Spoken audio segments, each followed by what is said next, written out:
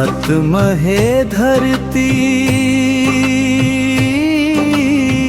सतमाका,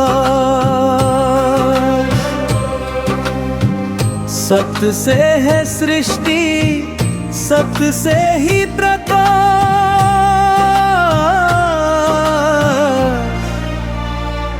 सारी दुनिया देखे बाबा बैठे सेत सिंहासन सेत गदिया मां। सतनाम के जो जलाई के बाबा रही थे सबके हृदय के दुआरिया मां। सारी दुनिया देखे बाबा बैठे सेत सिंहासन सेत गदिया मां।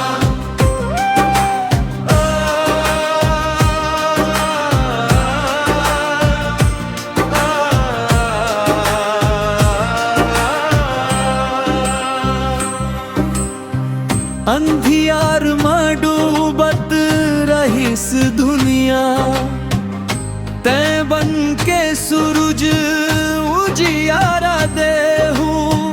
भटके मन के लराह दिखाए के सतनाम के मंत्र सिखाए देहू।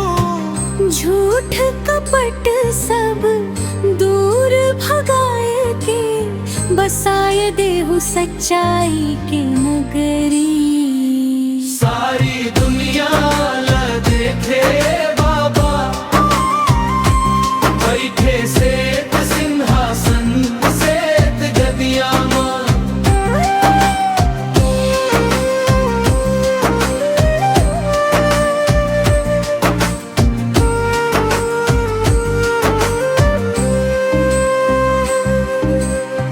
सेत ध्वजा लहराए गगन मां, गूंजे सतनाम के जयकारा।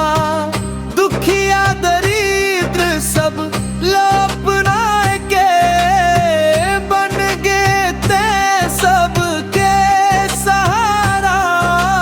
दया मया के गंगा बहाए के नहलाए देहु मन के अंतरियाला। सारी दुनिया देखे बाबा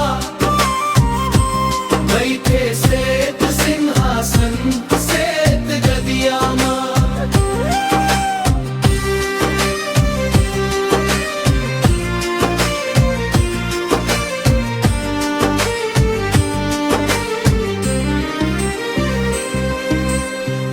जंगल पहाड़ गांव शहर मां, गूंजे तोर अमर कहानी।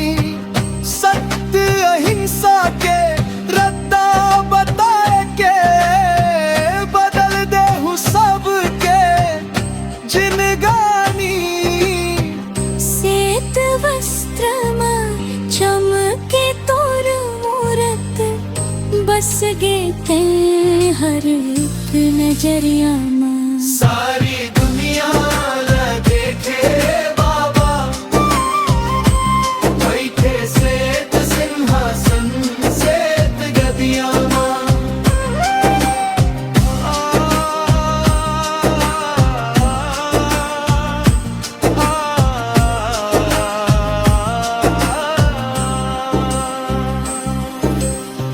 जत का जपथन सतनाम के माला, ओत का मिलते सुख अपार। तोर कृपाले मिट जाते बाबा जीवन के हर दुख औभार। चरण मां सिर झुकाए के गावत हम रही वो हम तोर रिभाज के। सारी